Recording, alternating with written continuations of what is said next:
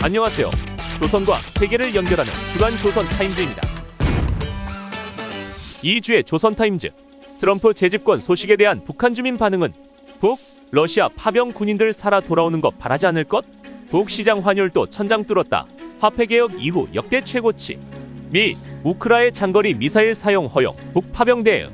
시진핑, 한반도 충돌 혼란 발생 허용하지 않을 것. 조선 뉴스 첫 번째입니다. 트럼프 재집권 소식에 대한 북한 주민 반응은 도널드 트럼프 대통령 전 미국 대통령의 재집권 소식이 여러 경로를 통해 북한 함경북도 주민들에게 전해지면서 큰 화제거리가 되고 있다고 합니다. 데일리 NK 함경북도 소식통은 미국, 한국, 러시아, 중국 등 국제 정치 정세를 조금씩 전수받고 있어 대충 알고 있는 당 간부들을 통해서 또 중국 손전화로 외국과 통화하는 주민들을 통해서 미국 대통령 선거 소식이 함경북도 주민 지대들에 퍼지면서 크게 화제가 되고 있고 주민들 속에서 다양한 반응이 나오고 있다고 전했습니다. 소식통에 따르면 현재 트럼프 전 대통령의 재선 소식은 나선시를 비롯한 국경지역은 물론 청진시 등 함경북도 내륙 지역들에도 전해진 상태입니다.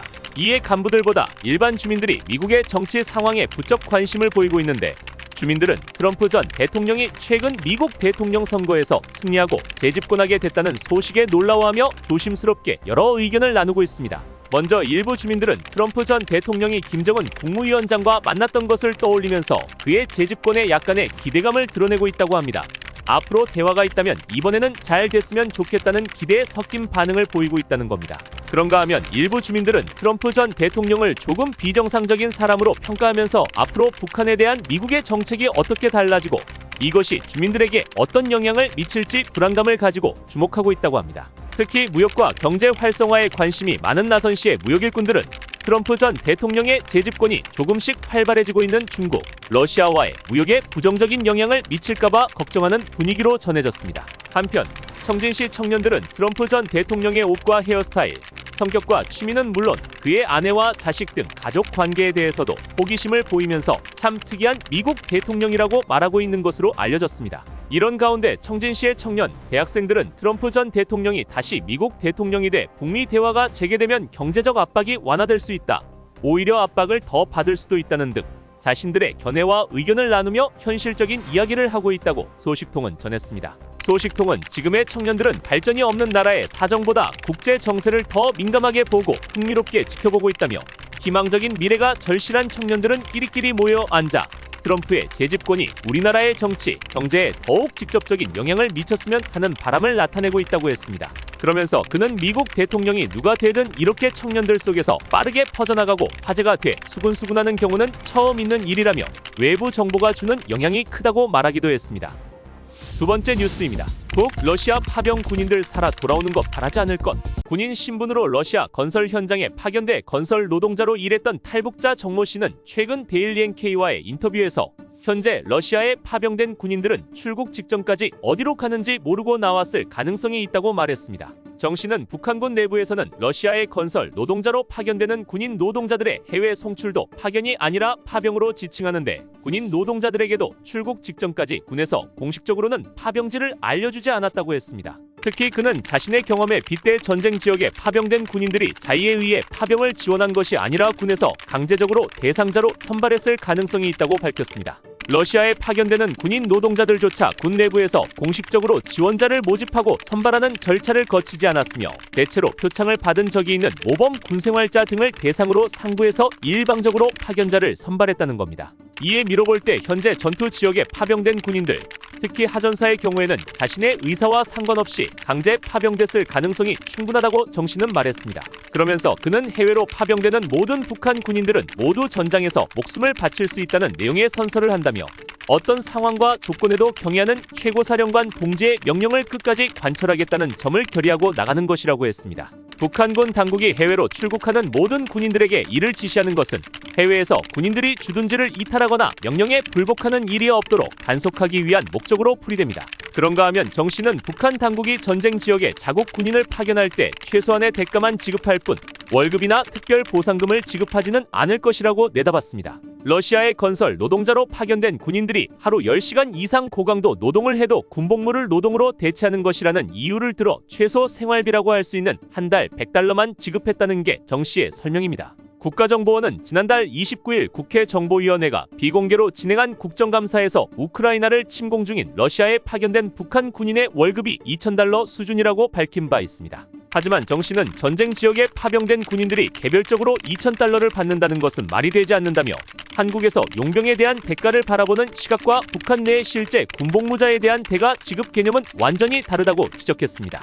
한편 정 씨는 파병된 군인들이 특수훈련을 받은 정예 군인이라 할지라도 실제 전투에 투입되면 총알바지가 될 수밖에 없다고 의견을 밝혔습니다. 그는 최정예 특수부대 폭풍군단 병력이라고 해도 그들이 훈련받은 환경은 산악지형인데 지금 러시아에서 교전이 일어나는 지역은 허허벌판이라며 북한도 처음부터 군인들의 교전 능력을 기대하고 파병한 것은 아닐 것이라고 했습니다. 심지어 정 씨는 북한은 러시아에 파병 보낸 군인들이 전쟁터에서 한 명이라도 살아 돌아오는 것을 바라지 않을 것이라며 그들이 돌아와서 내부 주민들에게 자신이 경험한 사실을 발설할 경우 체제에 대한 부정적인 여론이 생길 수 있기 때문에 체제 유지에 도움이 되지 않는다고 판단할 것이라고 주장하기도 했습니다.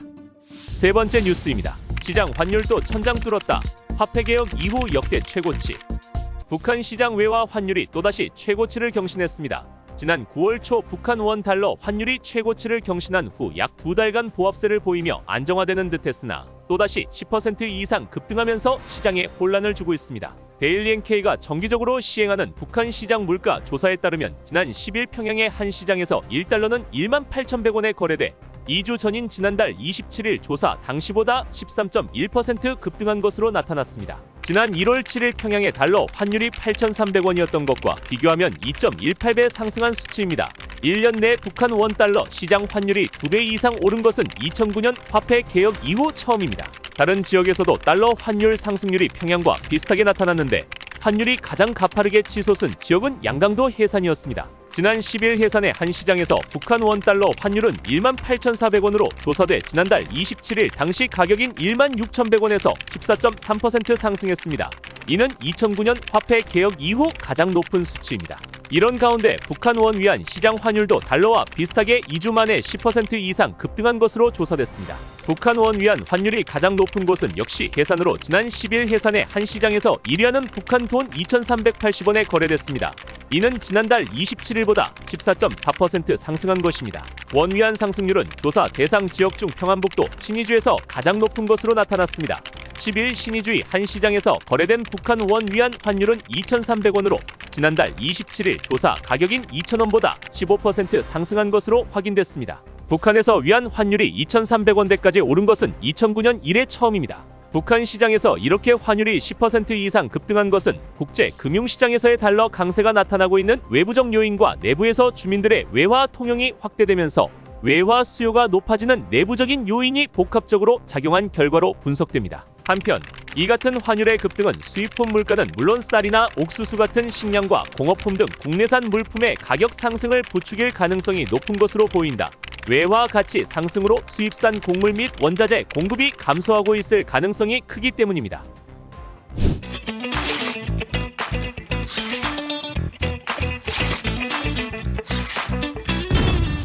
세계뉴스 첫 번째입니다. 미, 우크라이나 장거리 미사일 사용 허용, 북 파병 대응. 조 바이든 미국 대통령이 북한의 러시아 파병에 대응하기 위해 우크라이나가 미국에서 지원받은 지대지 미사일로 러시아 내부에 있는 표적을 공격하는 것을 허가했다고 뉴욕타임스가 17일 보도했습니다. 보도에 따르면 바이든 대통령은 지금까지의 정책을 바꿔 우크라이나의 사거리가 약 300km인 에이테크므스 미사일의 러시아 내부 표적 공격을 위한 사용을 허가했습니다. NIT가 취재한 미 당국자들은 해당 미사일이 초기에는 러시아 서부 쿠르스크 지역에 있는 우크라이나 병력을 방어하기 위해 러시아군과 북한군을 상대로 사용될 가능성이 크다고 밝혔습니다. 미국 당국자들은 바이든 대통령이 에이테크므스 사용을 허가한 이유는 러시아가 전쟁에 북한군을 투입한 것에 대한 대응이라고 설명했습니다. 당국자들은 에이테크므스가 전황을 근본적으로 바꿀 것으로 예상하지는 않지만 이번 정책 전환의 목표 중 하나는 북한군이 취약하며 북한이 병력을 더 보내서는 안 된다는 메시지를 보내기 위해서라고 밝혔습니다. 그동안 우크라이나는 미국이 제공한 무기로 러시아 본토에 있는 군사 시설 등을 공격하게 해달라고 거듭 요청해왔습니다. 그러나 미국은 확전을 우려해 우크라이나의 러시아 본토 깊숙이 공격할 수 있는 무기를 제공하지 않았으며 지원받은 무기를 그런 용도로 쓰면 안 된다는 제약을 걸었습니다. 그러다가 바이든 대통령은 러시아의 지난 5월 우크라이나 하르키우 공세 이후 미국이 지원한 무기에 대한 제약을 완화하기 시작했습니다. 한편 일부 당국자들은 미국의 이번 결정으로 블라디미르 푸틴 러시아 대통령이 미국과 유럽 동맹국을 상대로 무력으로 보복할 가능성을 우려했습니다. 그러나 바이든 대통령은 사거리가 긴 미사일 사용을 허가해 얻는 장점이 확전 위험보다 크다고 판단했다고 당국자들은 설명했습니다. 두 번째 뉴스입니다. 시진핑, 한반도 충돌 혼란 발생 허용하지 않을 것. 시진핑 중국 국가주석이 조 바이든 미국 대통령을 향해 한반도에서 충돌과 혼란이 발생하는 것을 허용하지 않을 것이라고 밝혔습니다. 중국 중앙TV에 따르면 시 주석은 16일 현지 시각 아시아 태평양 경제협력체 정상회의가 열린 페루 리마에서 바이든 대통령과 개최한 양자 정상회담에서 이같이 말하며 중국의 전략적 안보와 핵심 이익이 위협받는 것을 좌시하지 않을 것이라고 강조했습니다. 이날 바이든 대통령은 시 주석에게 북한의 우크라이나 전쟁 추가 파병을 막기 위해 북한과 러시아의 영향력을 행사하라고 촉구했지만 CCTV는 시 주석이 이 문제에 어떤 반응을 보였는지 소개하지 않았습니다. 다만 CCTV는 시 주석이 우크라이나 문제에서 중국의 입장과 역할은 시종 정정당당했다며 그것은 바로 셔틀외교 주선과 평화 대화 동료로 평화를 위해 달리고 국면 안정을 위해 노력했다고 언급했다고만 전했습니다.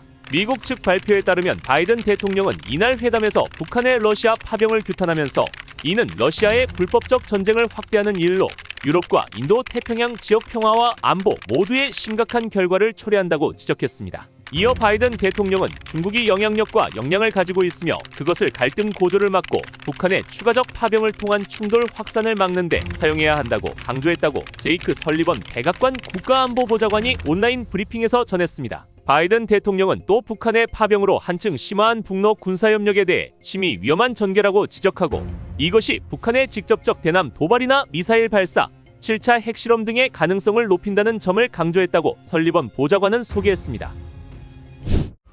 지금까지 한 주간의 세계와 조선의 소식을 전해드리는 주간 조선 타임즈였습니다. 다음 주에도 알찬 소식으로 찾아뵙겠습니다. 감사합니다.